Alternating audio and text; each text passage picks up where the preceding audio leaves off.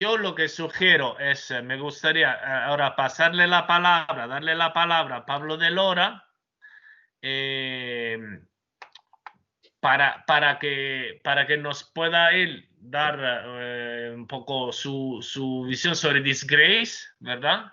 Sí. Y luego a continuación, después de su intervención, quizás recoger eventualmente todas las intervenciones y ver un poco si podemos abrir un poco un debate, ¿sí? Sobre estos temas. Muy bien. Pues, ¿se me oye? Gracias. Sí, ¿Se me oye bien? sí, perfecto. Bueno, yo en primer lugar quiero agradecerte mucho, Lorenzo, la oportunidad que me has dado. He preparado una presentación muy modesta, no sé si se está viendo. Sí, Sí, perfectamente. sí, Perfectamente, bueno. sí. Eh, yo, aparte de agradecer, tengo en primer lugar que disculparme o hacer una especie de estos que llaman descargos, ¿no? Porque yo no soy, en fin, crítico literario ni sé nada de literatura, soy un lector aficionado y por tanto, pues lo que yo vengo aquí a hacer más bien es a incitar la lectura de una novela que me imagino además que la inmensa mayoría, si no todos de los que andan por ahí en esa especie de nube anónima, salvo Ángel y algún otro que he podido identificar, pues estoy seguro de que habréis leído y a lo mejor pues mucho mejor que yo. Con lo cual bueno, lo que sigue a continuación es lo que a mí me ha provocado como, en fin, filósofo del derecho que se supone que soy, la lectura de esta novela que por otro lado pues es riquísima en evocaciones y en incitaciones, ¿no? Yo me voy a centrar en la cuestión del sexo, no solo porque en esta época de confinamiento pues parece que es lo procedente, en fin, sino porque, bueno, en los últimos tiempos me interesan los asuntos relacionados con el sexo, pero no sé si al final, después de haber leído la novela otra vez y haber pensado un poco sobre las cuestiones que en la novela se suscitan, no sé si al final el sexo ocupa un papel más secundario de lo que yo pensaba inicialmente. Yo le había dado el título a Lorenzo, que es el que figura en la convocatoria del seminario, ¿no? Que es algo así como valor y precio del sexo, pero al final me parece que el peso mayor lo han ido adquiriendo otros tópicos filosóficos que, bueno, filosóficos y literarios y morales y políticos que, bueno, que espero que sean del interés de todos los aquí presentes telemáticamente. Claro, yo voy a hablar un poco de la novela y para entender cabalmente esas sugerencias que tiene, pues algo del argumento tengo que contar. Y entonces no quisiera, para los que no la hayan leído, no quisiera, como se dice ahora, spoilear demasiado, ¿no? Pero es inevitable que una mínima presentación de los temas que yo voy a abordar, pues requiera hablar del argumento, ¿no? Yo creo que todo el mundo conoce a este caballero que figura en esta fotografía, que es el escritor sudafricano, premio Nobel en el año 2003, de imposible pronunciación, salvo que uno sea sudafricano o haya aprendido inglés sudafricano.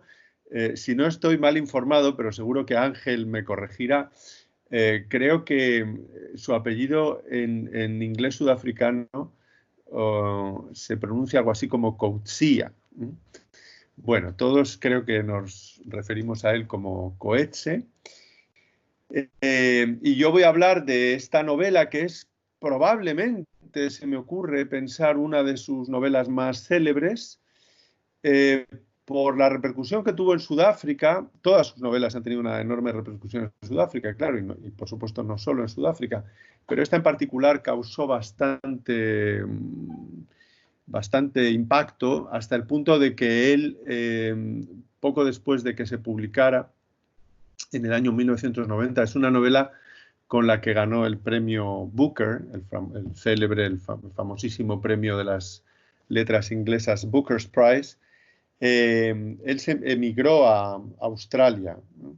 Y luego creo que de allí dio el salto a Estados Unidos, aunque probablemente es un hombre que ha vivido, en fin, de una manera muy nómada y muy cosmopolita, ¿no? Coetzee nace en 1940 y, bueno, del amplio elenco de su producción literaria, pues yo destaco ahí algunas de sus más célebres, junto con la que nos ocupa hoy. Y, bueno, hasta llegar a la última. Él ha publicado, ha escrito dos trilogías muy conocidas y muy leídas. Una es Infancia, Juventud y Verano, y otra es esta extraña trilogía en torno a la figura de Jesús, cuya última entrega es del año pasado, La muerte de Jesús. Los temas de Coetzee son conocidos también, ¿no? Porque él además ha sido uno de estos intelectuales públicos que se ha dado a conocer, pues, a través de estos medios que muchos seguimos, ¿no? Del New York Review of Books y otras publicaciones de alta divulgación, que se suele decir. Por supuesto, uno de sus temas centrales es el racismo y en particular el racismo en Sudáfrica y la convivencia racial o falta de convivencia racial en Sudáfrica. Uno de sus temas es también la propia literatura y el hecho de escribir, es recurrente, y en esta novela está muy presente también. Y uno de los temas por los que a mí también me interesa mucho Coetzee es el de la cuestión del sujeto moral y de los animales como sujetos morales, ¿no? Y de hecho él tiene un libro que en realidad es una colección de escritos en torno a una de sus más conocidas contribuciones en este ámbito, que es Las vidas de los animales, en el que él escribe con este seudónimo, con el que luego también ha publicado otro libro en torno a esta cuestión. Podríamos decir que son libros más ensayísticos que literarios, que es este alter ego suyo de Elizabeth Costello. Elizabeth Costello es esta profesora que es en el fondo él, que está enormemente preocupado y angustiado por el maltrato que de manera masiva y rutinaria infligimos a los animales de los que nos servimos para multitud de aspectos de nuestra vida cotidiana, ¿no? Bueno, todo esto es muy sabido, pero, en fin, yo creía que era así como consideración o consideraciones preliminares, algo que debía incorporar a esta pequeña presentación.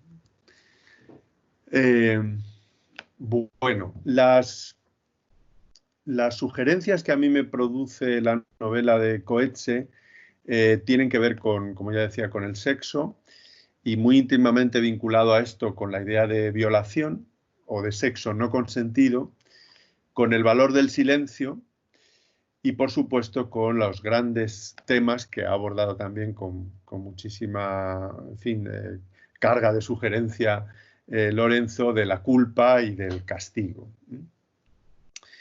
Bueno, voy a hacer un breve resumen del argumento, insisto, más bien para recordar seguramente a todo el mundo de qué iba la novela, pues probablemente la leísteis en su momento y a lo mejor no tenéis toda la historia en la cabeza.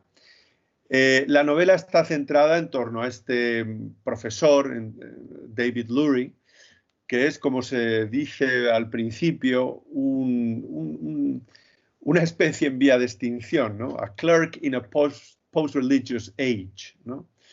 Esta especie de sacerdote de un tiempo que ya no existe, ¿no?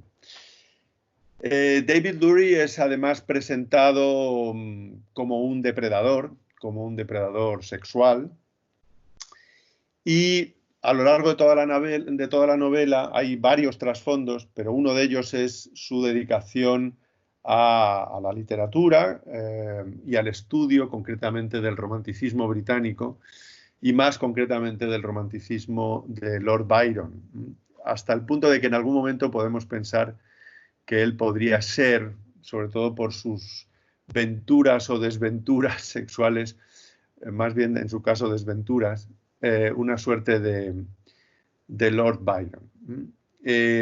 Su carácter como tal depredador sexual, o como esa suerte de romántico, entre comillas, se deja ver en algunos momentos cuando él se pronuncia en primera persona, por ejemplo, y afirma que las mujeres, hablando con una de ellas, ahora me referiré con una de las protagonistas, a la que dice: las mujeres tienen el deber de compartir su belleza, ¿no? Pero es un depredador, un pequeño Lord Byron en sus últimas, ¿no? En algún momento, en el interludio de su proceso, de su juicio o expediente disciplinario, como le queramos llamar, de resultas de su acoso o de su aventura sexual con uno de los colegas de departamento, se confiesa, y cuando el otro le pregunta si lo que ha tenido con esa estudiante es serio, él dice algo que es también, en fin, ¿no?, algo inteligente y con una carga irónica de gran profundidad, ¿no? Dice: after a certain age, all affairs are serious, like heart attacks, ¿no? Así que con esas pinceladas el autor nos presenta esta especie de Casanova, si queréis, en su ocaso. Un ocaso en el que todavía él tiene la posibilidad de sacar de vez en cuando las garras. Por cierto, que antes, cuando hablaba un poco de Coetzee y de lo que ha escrito y de quién es, un poco recordaba estas cosas bien sabidas, se me ha olvidado mencionar que, a mi juicio, la novela en su traducción española, su versión, aunque yo no soy filólogo, pero me parece que es una desgracia que fuera traducida como desgracia, ¿no? Yo creo que esta novela, que así se tradujo en español, una traducción más correcta de su título habría sido Deshonor, ¿no?, o algo así. El honor y el deshonor, más que la desgracia, aunque también, pero no solo, porque desgracia me parece a mí que es una palabra más polisémica en español, hubiera debido ser la traducción correcta, ¿no? Bueno, el sexo se presenta, hay varias presentaciones de las relaciones sexuales en esta novela, y voy a pasar muy por encima de las que son, me parece, menos relevantes, ¿no?, que son las que tienen que ver o bien con su intercambio con su intercambio por dinero, ¿no? O sea, que este David Lurie tiene bueno, pues una frecuentación con una prostituta. De hecho, así arranca la novela, que se llama Soraya, que es abruptamente interrumpida. Y luego tiene muy al final, en un momento muy puntual, una contratación, por decirlo así, una relación sexual con otra prostituta, que además aparece en la novela como, pues, probablemente bajo los efectos del alcohol y las drogas, ¿no?, de la que, salvo que yo me haya despistado, no se da ni siquiera el nombre, ¿no? Esas son las dos presentaciones que nos permiten comprobar a este depredador en sus últimas, ¿no?, en esos momentos en los que ya pues tiene que recurrir a este sexo comercial. Y luego tiene un momento también de relación sexual con un punto descarnado igualmente, uno diría muy poco romántico, que es con esta mujer a la que conoce a través de su hija en la granja, cuando se exilia, por decirlo así, que es esta activista, esta mujer comprometida con el bienestar de los animales, a la que ayuda en este lugar donde a los animales se les pone, como dicen los anglos, ¿no? They are put to sleep, ¿no? Donde se les eutanasia, y él ayuda, de hecho, en esa tarea. Una tarea que a él le permite además un cierto, por decirlo así en estos términos un poco antiguos, un cierto despertar de la conciencia en favor del bienestar de los animales. Con esta Bev Shaw, que es la mujer que os ocupa de esta clínica, tiene también pues una relación sexual, como digo, muy, muy fría, muy descarnada, en el fondo muy traumática también. Pero las grandes presentaciones que a nosotros nos interesan, las grandes instancias que esta novela nos permite hacer pensar sobre el valor y la naturaleza de las relaciones sexuales, son las que tienen que ver con esta estudiante, Melanie Isaacs, y la violación presunta a la que es sometida su hija Lucy. Entonces, bueno, yo creo que esas dos son las que nos permiten tal vez reflexionar sobre algunos de esos temas, algunos de estos tópicos filosóficos con los que titulo esta diapositiva. Entonces, bueno, hay una primera cuestión que yo me atrevería, así en esta especie de espontáneo, ¿no? Yo me siento aquí un poco como un espontáneo que salta a este ruedo de la teoría de la literatura, así que ustedes me perdonarán. Pero un primer tercio en esta corrida, con perdón, sería el de preguntarnos cómo se es culpable. Y esta es una inquisición que nos viene dada por el modo en el que transcurre el procedimiento, el proceso, no sabe uno ni siquiera bien cómo llamarlo. En algún momento, de hecho, una de las que forma parte de este comité que va a investigar su falta de probidad académica al haberse, en fin, acostado varias veces o tal vez violado a una de sus estudiantes, le llega a decir: esto no es un juicio, esto es una investigación, ¿no? This is an inquiry, this is not a trial. Bueno, este profesor, que como digo es un depredador en su ocaso, es una especie de Byron en sus últimas, tiene una suerte de arrebato con una estudiante a la que tiene en la clase, que no le ha llamado la atención, pero que en un momento determinado le seduce, y con la que él tiene un primer encuentro que podemos pensar es un encuentro consentido. Ella debe también sentir algún tipo de atracción, suponemos, o curiosidad, quizá. Pero hay un ulterior episodio que es lo que va a precipitar todo. Ese episodio en el que estamos más bien en la frontera entre el sexo consentido y la violación, una forma de sexo silente por parte de ella que nos permite aventurar pues que era una relación no deseada. En todo caso, todo lo que ha venido ocurriendo es un contexto en el que escribe Coetzee, en el que ya estas cuestiones del acoso sexual y de las relaciones sexuales verticales en la academia, sobre todo en la academia anglosajona, pues son, en fin, motivo de enormes controversias, ¿no? Aunque estamos todavía en el pre-Me Too, pero ya en esos momentos de los 90, pues estas eran unas disputas muy encendidas, ¿no? Bien, esta estudiante en un momento dado pide a este profesor, una vez que se ha producido ese encuentro al que me refería como fronterizo, pide no ser examinada porque no le va a dar tiempo.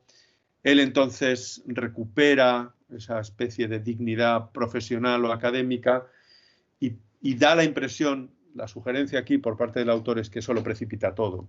Además aparece un novio de esta chica que amenaza a David Lurie. Llegamos con ello al juicio, o no al trial, pero a la investigación, a este procedimiento. Y esas páginas, ¿no?, de la 48 a la 49 de la novela, en la que se produce el intercambio entre él, que figura allí como investigado, y el tribunal, que no es un tribunal, esta comisión, podríamos decir, de disciplina académica o algo así,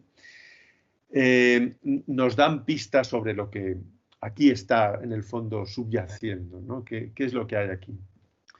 Y os he recuperado en esta diapositiva el fragmento, primero en el que el autor nos describe lo que ha pasado. Hago una traducción así muy rápida. En la página 25 se dice, no una violación, no eso, no mucho eso, pero sí algo no deseado. Sin embargo, no deseado. No deseado hasta el tuétano. Como si ella hubiera decidido claudicar, morir dentro de sí durante lo que durara, como un conejo cuando las mandíbulas del zorro se cierran sobre hay una pequeña rata ahí, sobre su cuello, de tal forma que todo lo que le suceda a ella, todo lo que le va a ocurrir a ella, ocurriera, si queréis, lejos. Eso es lo que ha pasado y lo que nos inquieta, lo que como lectores nos hace, en fin, estar bajo vigilancia, ¿no?, o en guardia. Y en el momento del comité, en el momento de la investigación, él, de una manera desafiante, ¿no?, incluso arrogante para lo que es esperado, llega a los, en fin, pocos minutos de empezar ese procedimiento y serle referidos los cargos, por decirlo así, declararse culpable. Y esto provoca una reacción inmediata del comité como, bueno, no se trata de esto, no es esto lo que estamos esperando, ¿no? Y es ese momento en el que él dice, yo estoy seguro de que los miembros de este comité tienen mejores cosas que hacer con su tiempo que volver y volver en bucle sobre una historia en torno a la cual no hay discusión. Me confieso culpable de ambos cargos, díctese sentencia y sigamos con nuestras vidas, ¿no? Y entonces uno de los miembros del comité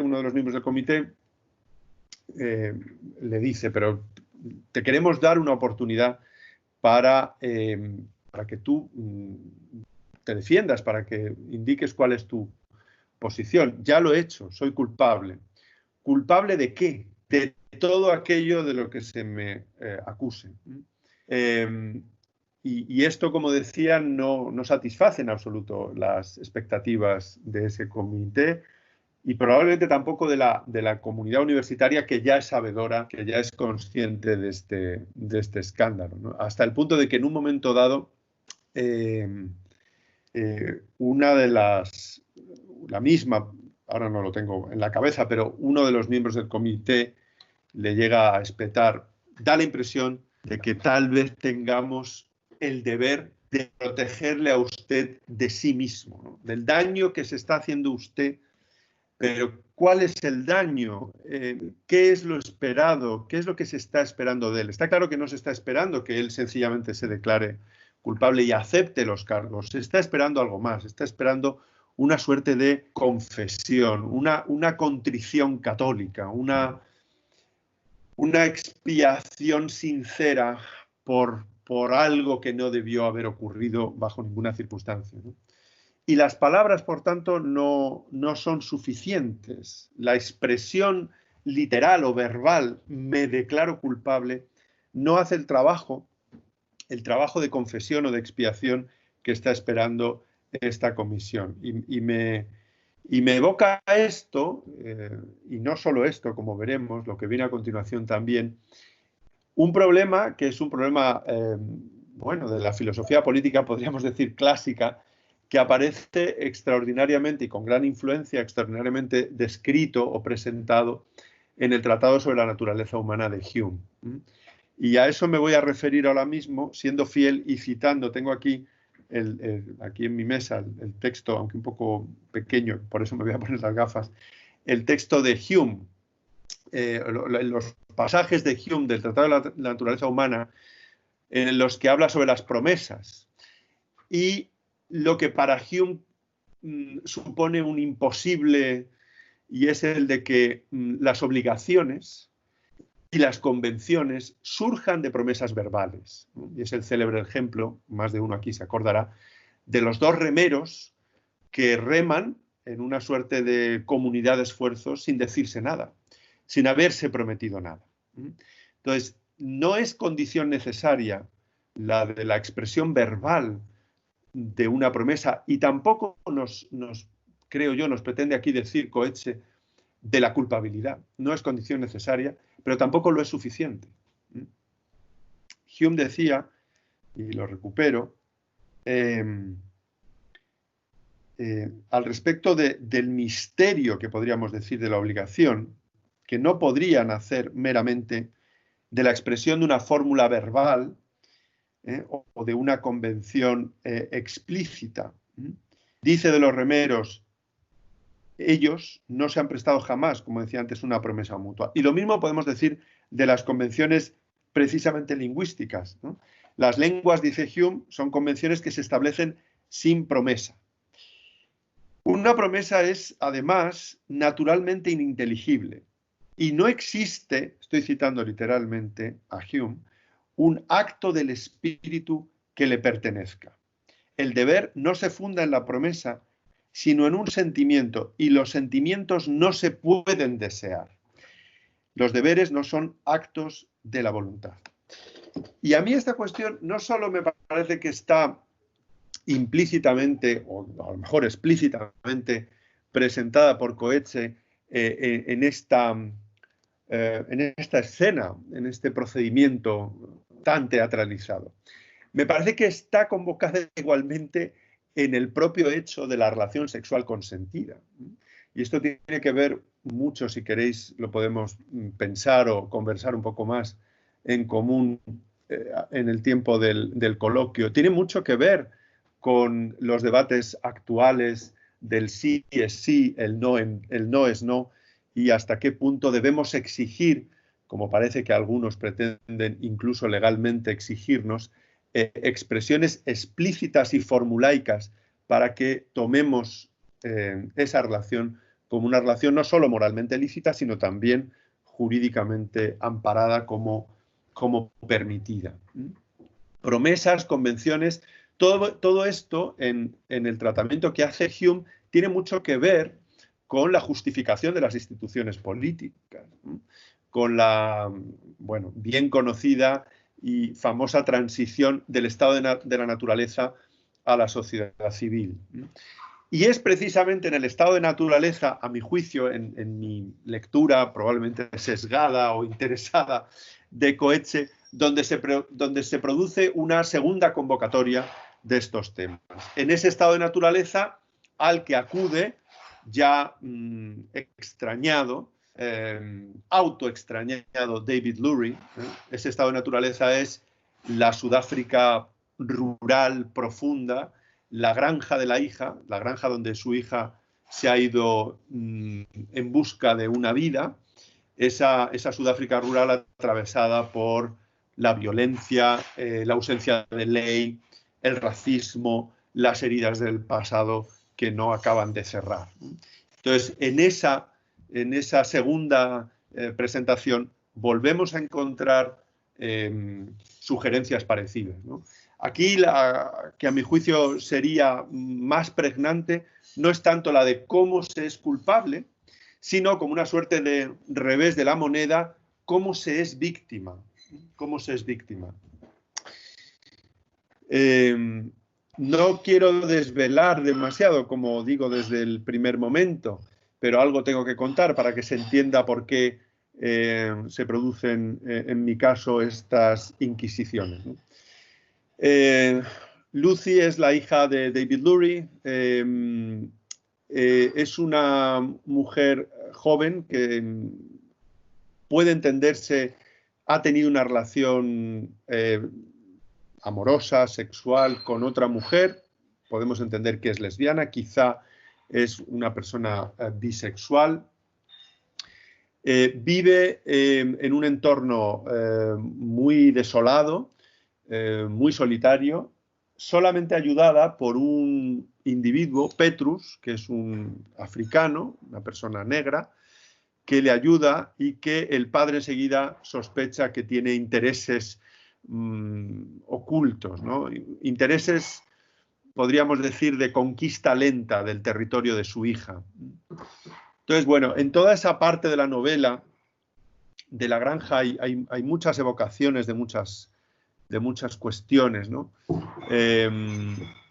Las que más nos interesan a nosotros gravitan en torno al episodio este, en el que ellos, volviendo de unos recados que han hecho, se encuentran con 3 individuos, 2 individuos adultos y un individuo que es presentado como menor, negros, que le sorprenden dentro de la casa y a él, al padre, a David Lurie, lo golpean, lo logran reducir, lo encierran en el cuarto de baño, están a punto de quemarlo en un momento dado, y a la hija la encierran en una habitación y suponemos, porque esto, digamos, sobre esto también se pasa de puntillas, pero todo nos hace pensar durante muchas páginas de la novela que, bueno, ella fue salvajemente violada por los 3, o por lo menos por 2 de ellos, ¿no?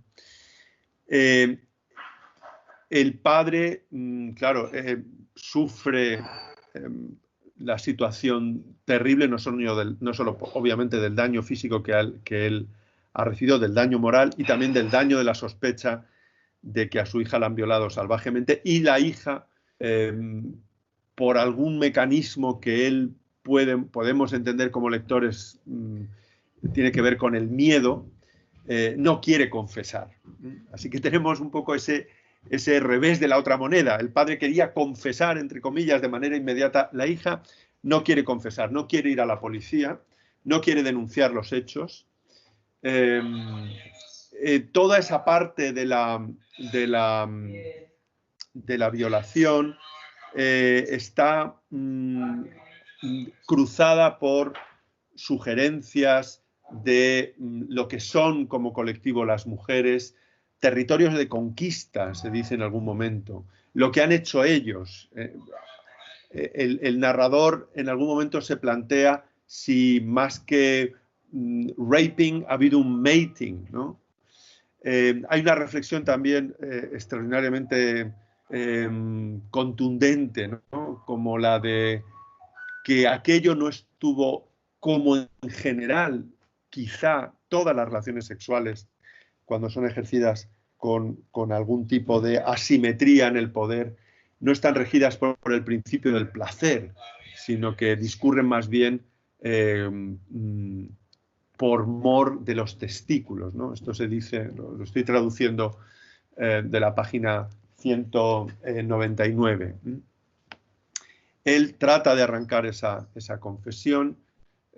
Finalmente ella se sincera para decirle que no tiene por qué confesarse, que no tiene por qué ir a la policía, que en el fondo él, lo que ha pasado, él como hombre y como un tipo de hombre, lo desconocen los hechos, porque la habitación estaba cerrada y él no estaba allí presente, pero lo puede entender.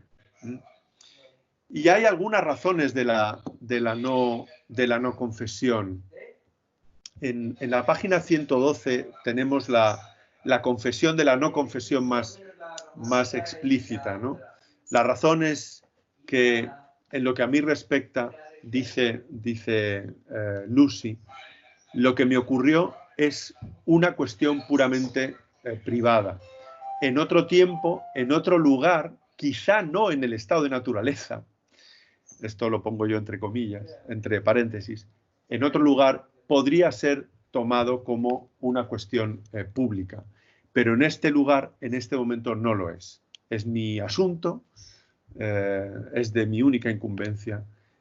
La culpa y la salvación, dice ella, son abstracciones. Hasta tanto no hagas un esfuerzo en verlo, no te puedo ayudar. Aquí, como digo, hay un trasfondo político evidente. Cierrame la puerta, Mar. Hay un trasfondo político evidente que tiene que ver con el territorio, con la conquista, con una suerte de violación política de quienes han conquistado ese territorio, como quienes conquistan las mujeres. Yo creo que todas esas son vinculaciones suficientemente obvias que casi hasta a mí me da vergüenza hacerlas en este foro, pero bueno, algo tengo que decir. Y por parte de ella, que asume lo que le ha pasado y que casi el padre se lo llega a espetar, ¿no? A censurar, casi ella quiere arrogarse con la capacidad de poder expiar las culpas ajenas de los que ellos como blancos han llegado a producir en ese territorio, ¿no? Esa suerte de pagar por otros, ¿no? Y aquí de nuevo yo tenía alguna cuestión que digamos que mencionar o que traer a colación también vinculada al Tratado de la Naturaleza Humana de Hume, que tiene ese mismo aire paradójico que está rodeando todo en esta fase de la novela, en esta fase en la que, a mi juicio, podemos haber vuelto a la naturaleza. Debo hacer solamente una observación, dice Hume, a propósito de la justicia y de la convención, y de la necesidad o no de que haya convenciones para que emerja la justicia. Dice, debo hacer solamente una observación antes de dejar este asunto, a saber, que aunque yo afirmo que en el estado de naturaleza o estado imaginario que precede a la sociedad no existían ni justicia ni injusticia, no por esto entiendo que se permitirá en este estado violar la propiedad de los otros. Solamente mantengo que no existía algo que pudiera llamarse propiedad y que por consecuencia no habría algo que pudiera llamarse justicia e injusticia. No están los nombres, parece querernos decir Hume, están los hechos en sí.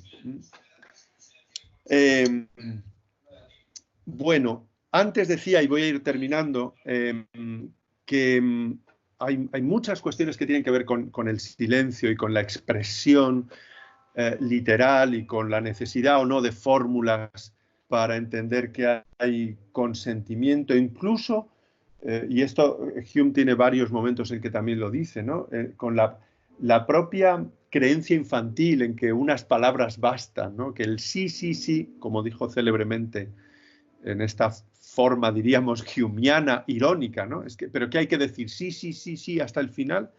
¿Y qué pasa con los que dicen no, no, no, no, pero están internamente gozando de ese momento que es también en el fondo, algún autor lo ha llamado, ¿no? El recreo, la vacación de la civilización, el sexo como ese recreo que nos permitimos, ¿no?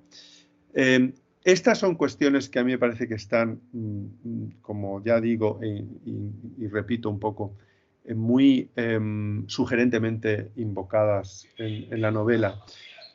Pero otras más perturbadoras, ¿no? Como si, y es un poco las dos preguntas o dos grupos de preguntas que yo haría para terminar, que tienen que ver con la actitud de Lucy y si con esa actitud las violaciones son disculpables. Lucy parece querer disponer de su violación. Ella quiere ser dueña de su confesión, de su posible incitación a la condena, de la activación de lo que entonces sí sería no ya un procedimiento de investigación, sino un auténtico trial, ¿no? Eso es admisible. No lo es porque las violaciones son objetivas y no dependen de aquiescencias ex post, se puede disculpar la violación ex post, o todo es una cuestión puramente subjetiva, como diríamos, acompañados por las consideraciones humeanas, ¿no? Todo es algo mucho más profundo, algo mucho más interno. Y luego no quiero ya desvelar lo último de lo último, porque sí que haría de la lectura de la novela algo mucho menos satisfactorio, ¿no? Pero no puedo por menos que referirme a la decisión última, o a la consecuencia, mejor dicho, que es última, que esta decisión de Lucy va a tener, ¿no? La de si se puede moralmente concebir de resultas de una violación, porque con esa concepción se está imponiendo, esto de nuevo es muy cristiano, ¿no? Una suerte de pecado original, se está imponiendo un amor filial a quien fue un violador, y de esta forma quizá Lucy quiere pagar por otros, pero tal vez está haciendo pagar a otros también, ¿no? a ese futuro inmediato que le aguarda toda vez que ha decidido tirar para adelante, ¿no? Bueno, esas son las preguntas que yo dejaría un poco abiertas porque, bueno, como se puede ver, yo he leído Disgrace, he tratado de componer, en fin, estas reflexiones un poquito así apresuradas seguramente, espero no demasiado superficiales, pero vaya, que no tengo, en fin, tesis muy robustas ni sobre cómo mejor leer la novela, ni sobre algunas de estas muy, muy complejas discusiones en filosofía moral. Y bueno, creo que ya con esto puedo dar por finalizada mi presentación. Muchas gracias.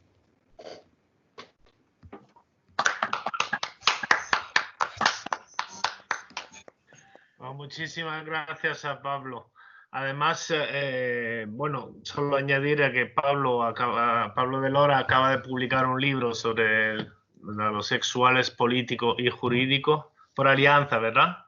Sí, sí, sí. Entonces, bueno, agradezco muchísimo la intervención. Obviamente me parece muy, muy, muy sugeriente.